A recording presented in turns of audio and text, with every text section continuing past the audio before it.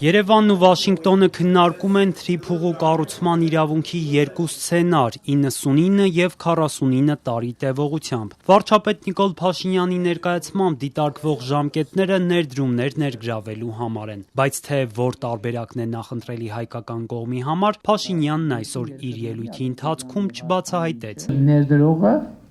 պետք է ունենա որոշակի երաշխիք, որ իր ներդրումները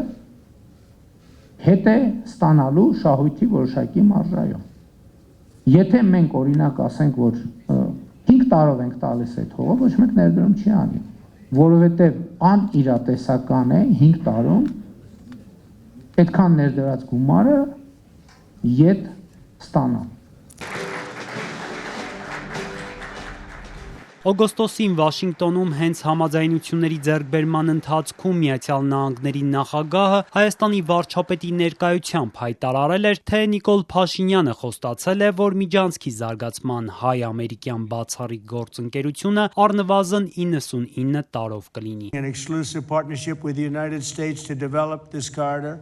which could extend for up to 99 years. Ավելի ուշ սակայն և Հայաստանի վարչապետը և արտգործնախարարը պնդեցին 99 տարվա վերաբերյալ ֆիքսված պայմանավորվածություն չկա։ Խաղաղության խաչմերուկ զարգացնելով տարածաշրջանային հաղորդակցությունները խորագրով համաժողովի ընթացքում Փաշինյանն այսօր հայտարարեց, որ TRIP նախագծի իրագործման առաջին գործողությունը կանոնակարգման գրավոր բազա ստեղծելն է։ Դրանից հետո Միացյալ Նահանգների ու Հայաստանի կողմից համատեղ ընկերություն է ձևավորվելու։ Տնօրենների խորհուրդը կկառավարի այդ ընկերությունը, որում ներկայացված կլինեն Հայաստանը և նահանգները։ Պնդեց, ռազմավարական նշանակության հարցերի վերաբերյալ Երևանը վճռական ձայնի իրավունք է ունենալու։ Տնօրենների խորհրդում բաշխվածությունը կախված կլինի նաև մասնաբաժիններից, որի շուրջ նույնպես ներկայումս քննարկումներ են տեղի ունենում։ Թրիփուղով հաղորդակցության տարբեր ենթակառուցվածքներ են գործելու, այդ թվում երկաթուղի, էլեկտրագծեր, գազի, նավթի խողովակաշարեր, մալուխներ։ Երկաթուղին, ինչպես օրեր առաջ հայտնել էր վարչապետը, անցնելու է Սյունիքով, խորհրդային ժամանակ գոյություն ունեցած երթուղով։ Ինքը պրոֆեսիոնալ չէ երկաթուղու, էներգետիկայի, նավթի, ինտերնետի և այլ ոլորտներում և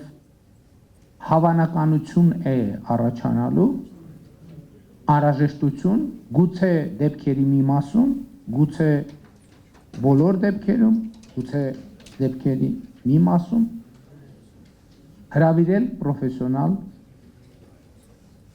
ներդրողների։